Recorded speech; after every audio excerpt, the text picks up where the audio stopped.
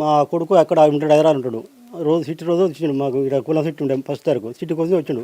వచ్చేసరికి ఇల్లు చూసేసరికి పారి కూడా జరిగింది. పెద్దమ్మ మా వదిన అడుగుతుంటే ఇది ఓరు ముగ్గు పోసిన ఊళ్ళలో మనిషి కాదు ఏం పోసిన అని చెప్పి అడుగుతుంటే ఆ ముగ్గు పోసిన అతను మేస్త్రి శంకర్ ఉపసర్పంచ్ శంకర్ వచ్చి నేనే పోసిన రా తిడుతున్నా అని చెప్పి రాయించుకొని కొడతారు. నేను అప్పుడు తాలూకా ఇంటికి వచ్చాను, సాయంత్రం 6 వచ్చాను. మళ్ళీ పోయి ఆడతారు, మళ్ళీ కొట్టాక నైట్ మళ్ళీ 9 గంటలకు పోలీసులు వచ్చారు. పోలీసులు వచ్చి మమ్మల్ని కొడతారు. మళ్ళీ ఆ పోలీసులు వచ్చి మమ్మల్ని అడిగారు శంకర్ ఇల్లు ఎక్కడని.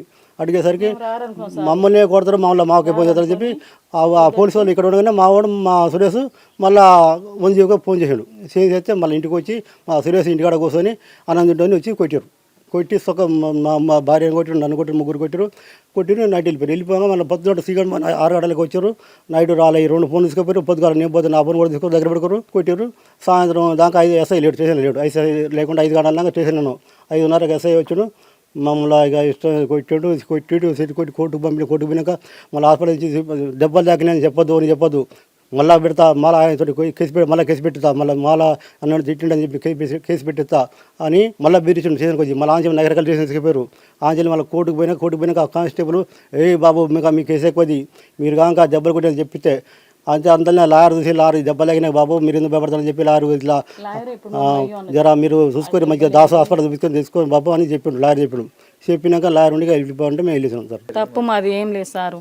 నా కొడుకు అన్నం తింటుండు. మొట్టమొదలు అయితే ఇంటికి వచ్చిండ్రు. వచ్చి వాళ్ళే మమ్మల్ని ఇంటికి ఆడినా అక్కడ మా గొడవ మొట్టమొదలు అక్కడ అయింది. అబ్బాయి బడికి పోయిండు. బయటకు పోతే తిడుతుండి ఎవరు నా తిట్టేదని కొట్టిండ్రు.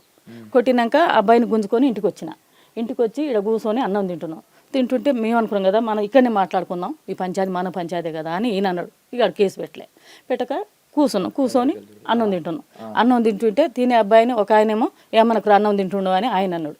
ఈయన ఏం చేసిండు, పోయిండు ఎగుతాడు.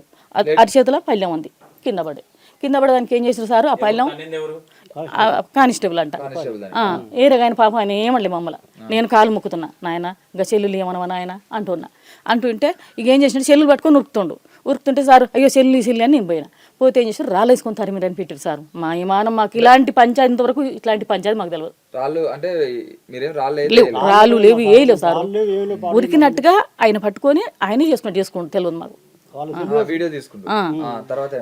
అయినాక సారు ఇక మేలకుంటా ఉందామని ఉండి ఇక సబ్జెక్ట్ ఉన్నాక ఏం చేసారు, తెల్లారి వచ్చారు. మేము పండుకొని లేవలే గుంజుకుంటూ చెంపకు 2 వేసిండు. టాయిలెట్ కూడా ఇన్నపోయాను పోయిపించాడు. అవలాగా స్విచ్చాలని 4 వచ్చారు, తీసుకుపోయాను. ఇక పోయాను ఏడా అక్కడ సురేష్ని వాళ్ళ నాయనని ఇక్కడ వీళ్ళిద్దరినే తండ్రిని ఈయన్నే ఇక్కడ మా ఇంటి ముందర.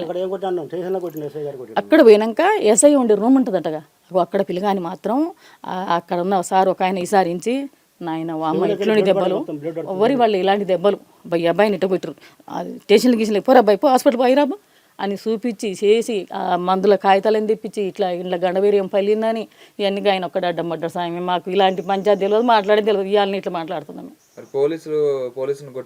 కొట్టలేదు నాయన అలా అంటారు.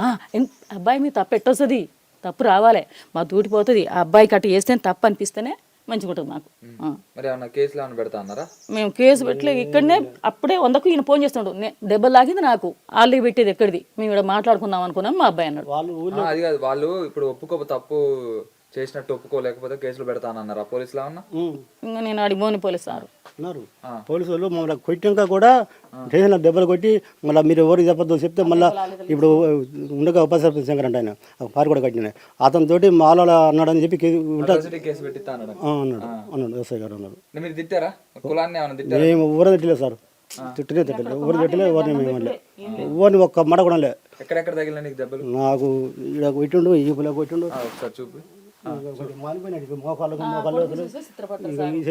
వంకర పోయి సార్ అన్న కూడా దాని మీద సెట్ కొట్టింది, రాసింది.